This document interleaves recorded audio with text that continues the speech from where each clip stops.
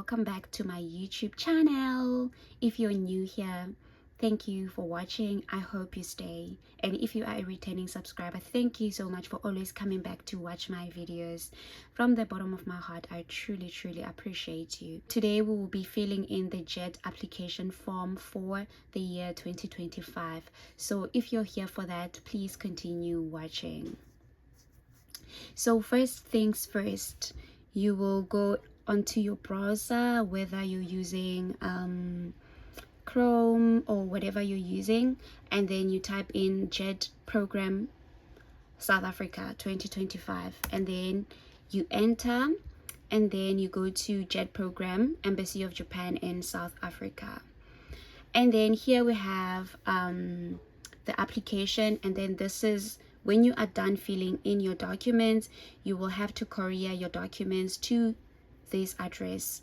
The deadline is on the 18th of October at 4 p.m. You can either hand deliver or courier to the embassy. And another thing here, they're saying successful and unsuccessful applicants will be contacted by email. Please do not contact the Embassy of Japan to inquire about the outcome of your application. So in most instances, we know that if you do not make it into the JET program, you do not get an email. They do not send you any feedback. But if you are successful, they tell you. If you are an alternate, they tell you. Here is just the general information. This is for you to read here. I'm not gonna dwell much on that. Okay, so here they're saying positions and duties, and here are your duties as an ALT. You need to read about that by yourself. Okay, so now we scroll down and then we get to application guidelines. Let's open. So here are just your guidelines, your duties as an ALT. Yeah, you need to read on that.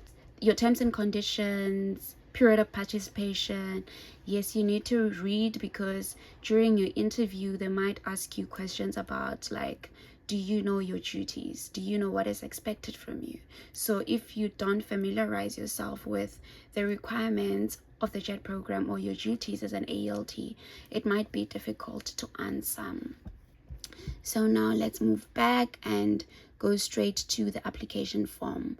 Okay, before that, let's check the chat sheet. We really need this. You need to either open this when you're filling your application form, or you need to download this.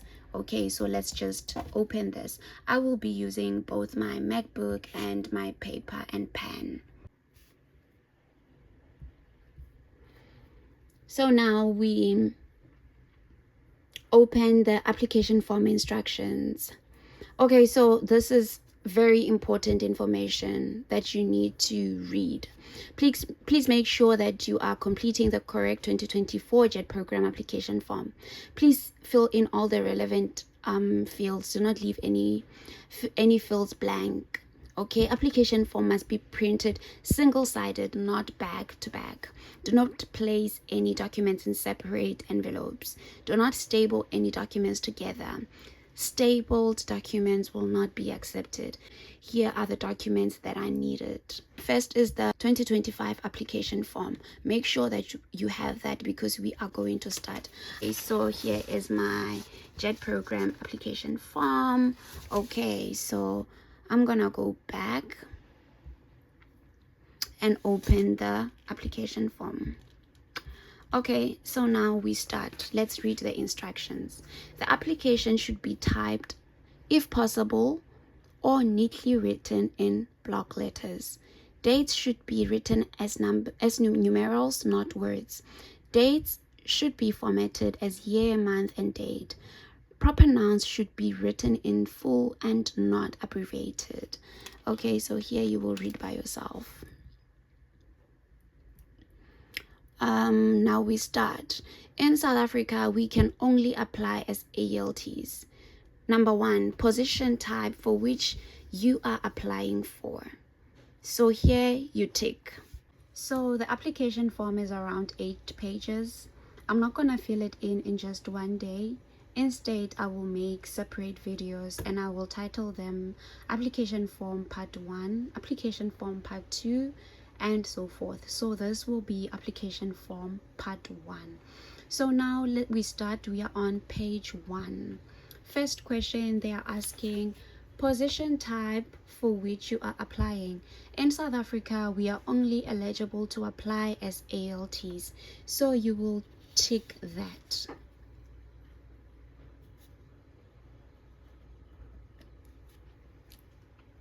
We move on to number 2.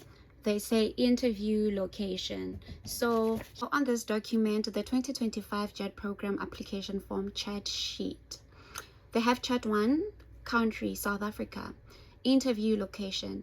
If you would like to be interviewed in Pretoria, you will write Pretoria and the code is 9140. Cape Town 9141, and so forth. Interview location, Pretoria, right? And then Pretoria, the code is 9140. So these are some of the mistakes that you should look out for, because they had said that you need to write in block letters. I had forgotten and I was writing Pretoria in small letters, so I changed that. And name, what's your first name? And then your first name is Lerato or Kagiso or whoever. Mine is Kagiso. And then if you have any middle name, you will write it here. And your last name, which is your surname or your family name, you write it here. Okay? Please write your name exactly as it appears on your passport. So please make sure that you do exactly what they are telling you to do. So just like that, we are done with our page 1. Here. Now we move on to page number 2. Okay? So now it starts here. Sex. What is your sex? Are you male or are you female? I am female, and then now I tick. There may be procedures in Japan for which you will be required to select either male or female for gender. Yeah, we know that we have people who do not identify as any and so forth, but because this is Japan, you are forced to choose. I'm not gonna dwell much on that. And your date of birth. I was born in 1994. This is my year, 1994. And then the month is 11 and the day is 29th. Okay, and now we move. What is your nationality? Nationality, now you take the chart, the one that has your locations, your interview locations. You have number 2, where they are saying nationality, South Africa. So for South Africa, you will just write SA and then write in full that it stands for South Africa. So you do exactly that. SA, South Africa. Okay, using chart 2 of the chart sheet, please enter the 2-letter code and the name of your nationality. If your nationality is not listed, enter only its full name. Okay, we are done. Okay, dual citizenship. Do you possess dual citizenship or dual nationality with Japan?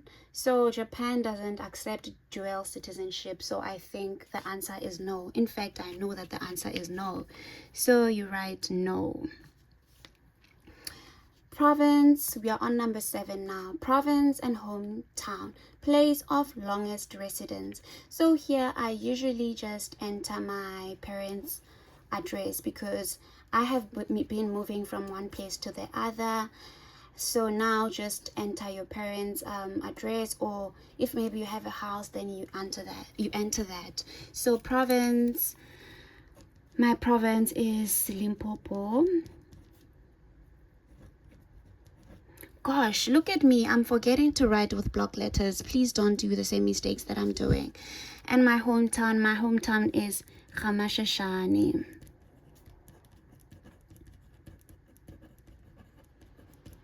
Okay, and we move on to our number 8, current address, telephone number and email. Your current address, you will write your current address here. stand number, blah, blah, blah, or Soshanguve, blah, blah, blah. Your email address, you will write your email address, Lehodi, blah, blah, blah, blah, blah. If possible, write an email address which you expect to use continuously before you come to Japan, during your stay in Japan, and after you return home. Please refrain from using a university email or other temporary email address. So now if you use your university email, chances are when you graduate they will take it back. You will no longer have access to it, so refrain from doing that. Okay, so now it looks like we are done with page 2, just like that. Okay, now we move on to number 9, which is criminal history.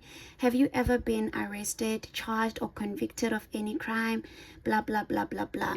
So if you have been charged with any crime, then you will answer yes. But in my case, the answer is no. And if yes, please explain in detail on a separate sheet, providing information regarding the nature, the date of the crime.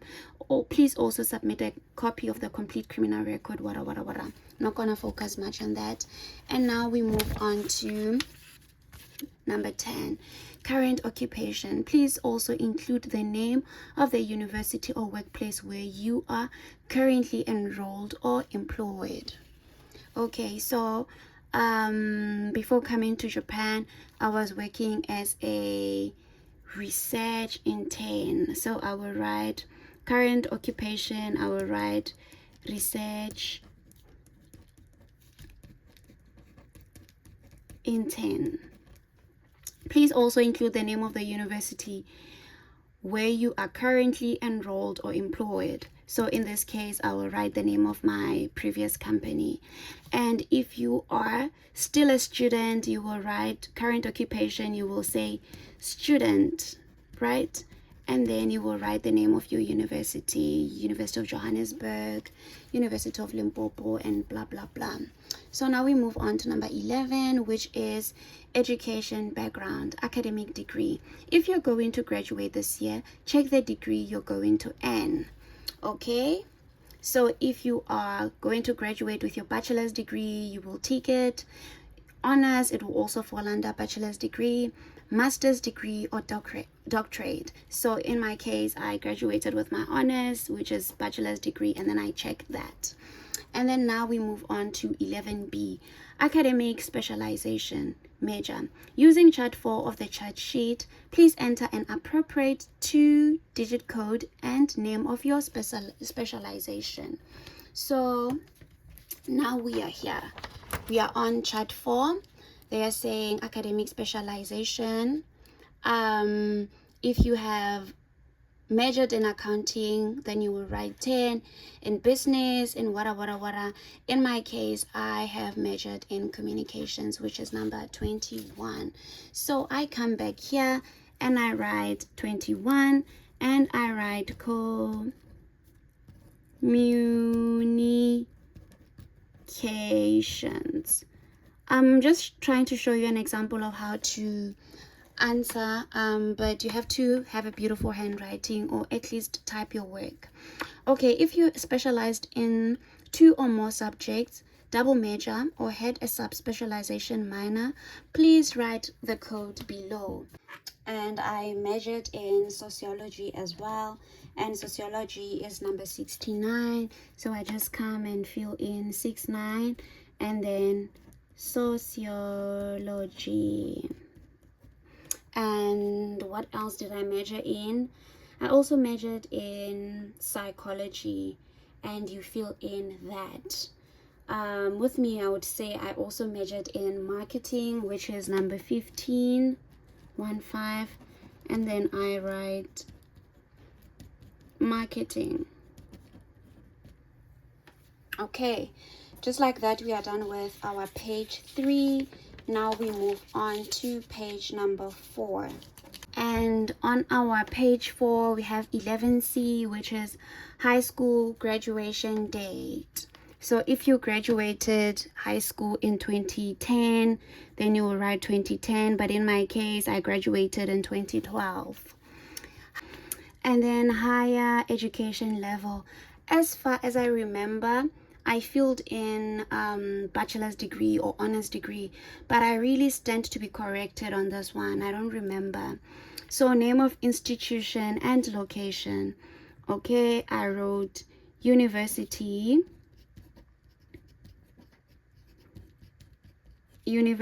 of Johannesburg. University of Johannesburg from the year 2018, 18, 19, 20, 21 until the year 2021. Duration of attendance, I attended for 4 years. Major field of study, I will write communications. I highly recommend that you type in your application form. Degree or diploma date and or expected. So if you have already ended your degree, you will write that I ended in 2021. But if you are still expecting it, then you will write year 2025. And if there's any other qualifications that you have, then you will fill in the details here. Please provide an official transcript of all courses taken at your undergraduate, college, or university or postgrad school. So if you have any transcripts, you submit your transcripts. Okay, so now we move on to number 12, your employment history. Begin with your most recent place of employment and include part-time jobs. So name of employer. So you will fill in that, okay, I worked for let's just say HSRC, and from maybe 2010 until, but you will be filling in using your most recent. And then if it's in Limpopo, then you will write Limpopo. If it's in Johannesburg, you will write Johannesburg. You will write your job title. If you are an intern, you will write intern. Yeah, and then if at Woolworths you are a cashier or you are a manager, then you will write exactly that. And your job description, what do you do? You will write that. As a cashier at Woolies, what do? You will write that. And you will write the hours that you work per week. If you're working for 40 hours, you will write that. If you're working for 28 hours, you will write that. Just like that, we are done with our page number 4. Number 13, teaching background.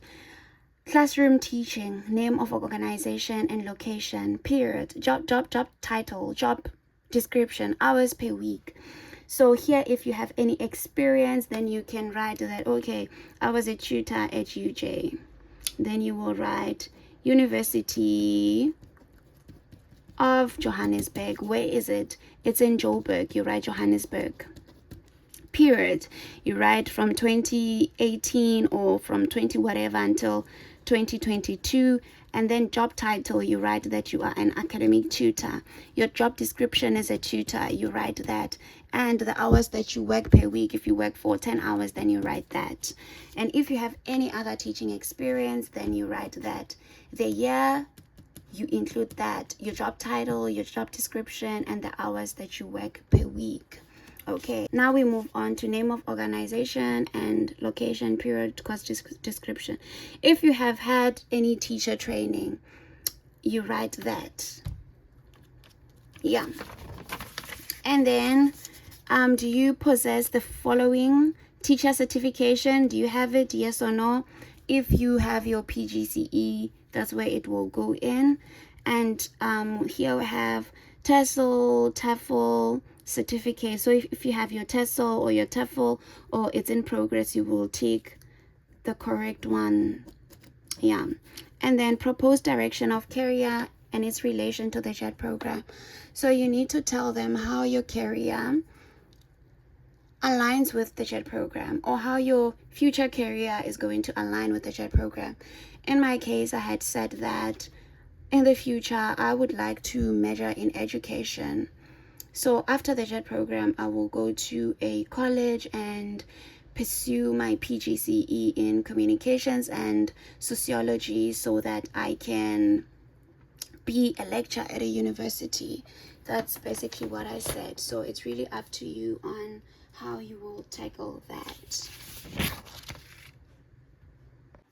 And now we move on to Japan related studies. Study of Japanese language, period of study and content, study of Japanese history, culture, etc. So here, if you have never studied the Japanese language, just be honest, you will write not applicable.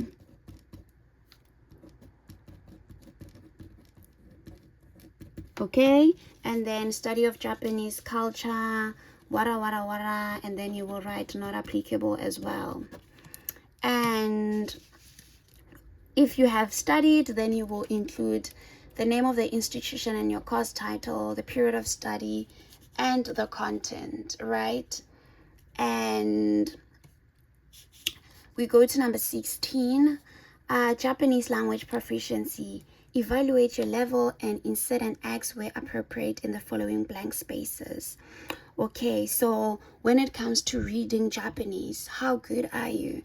If you don't know anything, you can just say none. Oh, they're saying you must indicate with an X. Excuse me. You must say none. Writing, if you know nothing, you must just say none. It's not a big deal. This program is for English teachers. So even if you don't know Japanese, you are still safe. But it's going to be good if you know something. But if you don't, that's still okay. So with me, when I was applying for the JET program, I was studying Japanese by myself. So when it came to speaking, I wrote introductory because I knew how to introduce myself. I knew how to ask where the bathroom is. I knew basic things. So if you believe in yourself, you know that by the time of the interview, you'll be knowing a little bit of Japanese. You can just write introductory. But just so you know, it's a warning. If you don't know anything, it's going to be a problem. Because during my interview, they spoke to me in Japanese and told me to introduce myself and so forth. So when it comes to your listening, can you listen when someone is speaking in Japanese? If you don't know anything, then you will also write none. You check none.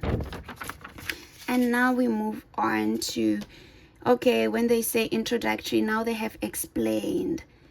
Familiar with basic greetings and conversation and has an experience with hiragana and katakana. Okay, mastered elementary level of grammar. Yeah, this is just, they're just explaining what they mean by advanced, semi-advanced, intermediate, elementary, introductory, and none. So certification of Japanese language proficiency, name of certification and level, date, and please attach certificate or documents if any. So here, if you have anything, you will write. But if you don't have anything, since they said that don't leave anything blank, you must just write not applicable. And yeah, this is it for today. I will see you on the next one. If there's anything that you want clarity on, just comment on the video. If there's anything that you want me to touch on, leave a comment on the video. I will see you on the next one. Bye bye.